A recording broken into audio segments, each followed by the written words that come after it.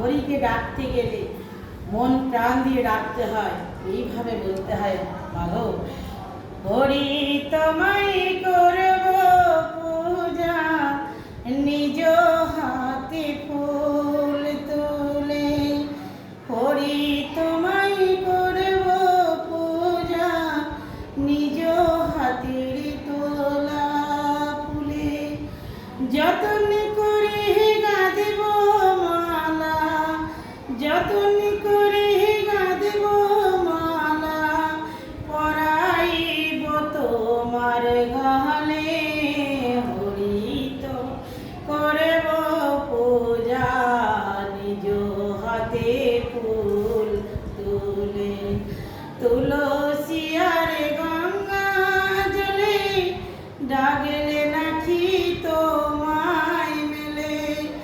নয়ন জলে না ধোয়ালে, হরি তোমার কৃপা মেলে।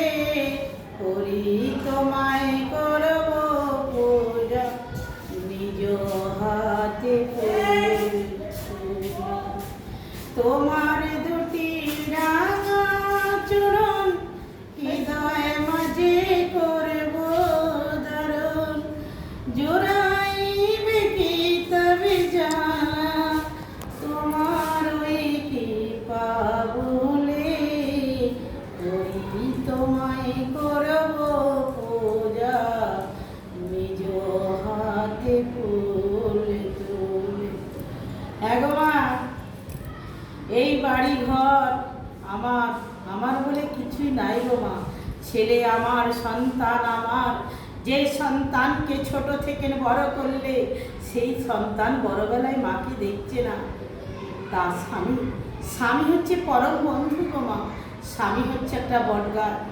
স্বামী বটগাছের ছাওয়ায় আওতায় থাকলে কেউ কিছু বুঝতে পারে না। যেদিন বটগাছের ছাওয়াটা সরে যায়, সেই দিনই সে বুঝতে পারে মা আমার, বাবা আমার, ভাই আমার, বন্ধু আমার, আপন জনের মতো কেহ নাই গো মা। নিজের দেহটাও নিজের নয়, বাড়ি ঘর আমার নয়, সবই তারই ইচ্ছা।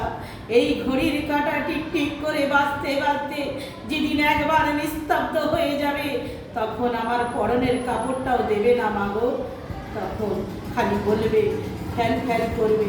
তখনই বলতে হয়, সময় থাকতে যদি না ভাবো, সময় থাকতে যদি কৃষ্ণ নাম ভজো, সময় থাকতে যদি না ভজনা পাঠ করো, তাহলে কি হবে গো মা?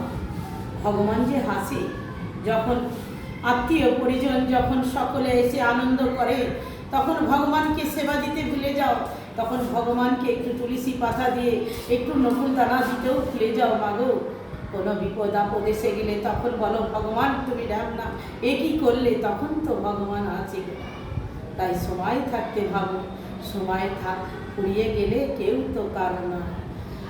হরি বল রে আমার মনের সোনা, মানবে দেহের গৈরব কইরো না। হরি বল রে আমার মনের সোনা, মানবে দেহের গৈরব কইরো না। ও তোর মানব দেহ মাটির বান্ড,